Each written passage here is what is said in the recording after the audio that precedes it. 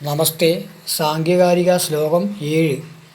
അതിദൂരാത് സാമീപ്യാദിന്ദ്രിയാഘാതാൻ മനോ അനവസ്ഥാനാച്ച സൗഷ്മ്യാത് വ്യവധാനാദഭിഭവാത് സമാനാഭിഹാരാത്.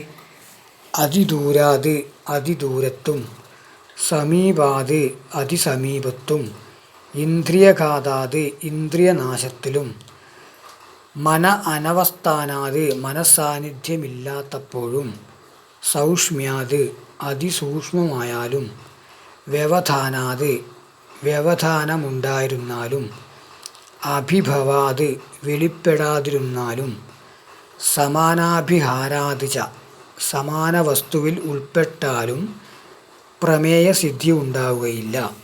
വിവർത്തനം: പദാർത്ഥം അതിദൂരത്തായാലും അതിസമീപത്തായാലും, ഇന്ദ്രിയത്തിന് തകരാറുണ്ടായിരുന്നാലും, മനസാന്നിധ്യമില്ലാതിരുന്നാലും, അത്യധികം സൂക്ഷ്മമായിരുന്നാലും, മറയപ്പെട്ടിരുന്നാലും, വെളിപ്പെടാതിരുന്നാലും, സമാന വസ്തുവിൽ കലർന്നിരുന്നാലും പ്രമേയസിദ്ധി ഉണ്ടാവുകയില്ല.